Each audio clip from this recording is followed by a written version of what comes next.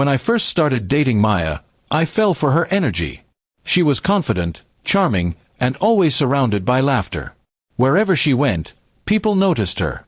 I, on the other hand, was the quiet type, the one who believed that love wasn't about gifts or luxury, but about effort and time. Maya said she liked that about me.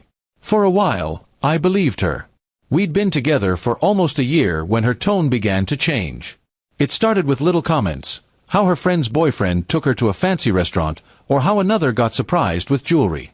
I brushed it off, thinking she was just talking casually. But over time, the comments became comparisons. "You never buy me anything," she said one evening, scrolling through her phone. "Do you even notice the things I like?" I worked as an accountant at a mid-sized firm.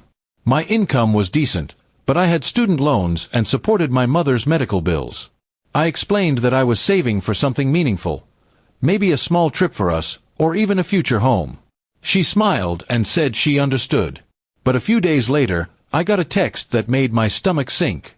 "Stop being stingy," it said. "My friends' boyfriends buy them expensive bags. Where's mine?"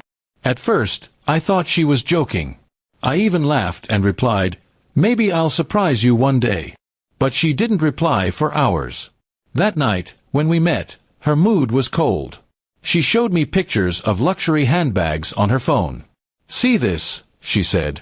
"It's not even that expensive. You just don't want to spend money on me." I felt something inside me shift.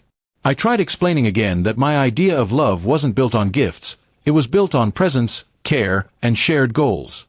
But she rolled her eyes. "That's what people say when they're broke," she snapped.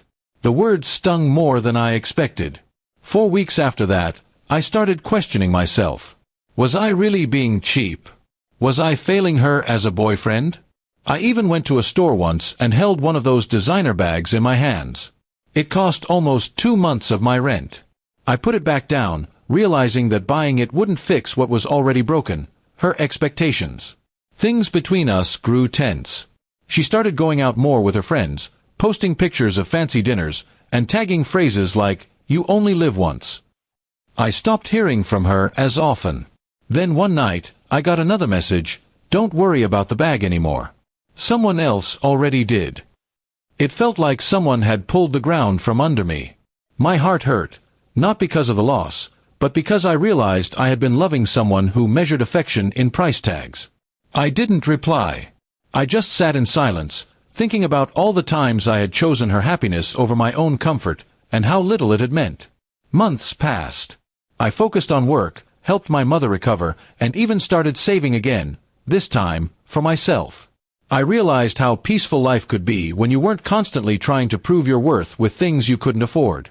One evening, I ran into Maya at a coffee shop. She looked different, tired, like someone who'd been chasing something she never caught. She smiled weakly and asked how I'd been. "Better," I said honestly. She nodded and admitted, "I thought expensive things would make me feel loved. Turns out they don't." For the first time, I didn't feel anger or sadness. Just understanding. We talked for a few minutes, then went our separate ways. I wished her well and walked out feeling lighter than I had in years. That night, I bought a small leather notebook and wrote something on the first page. "Love isn't a transaction. It's a choice you make every day, without a receipt." And that's when I finally understood. I wasn't stingy. I was just saving my love for someone who'd value it without needing proof in a shopping bag.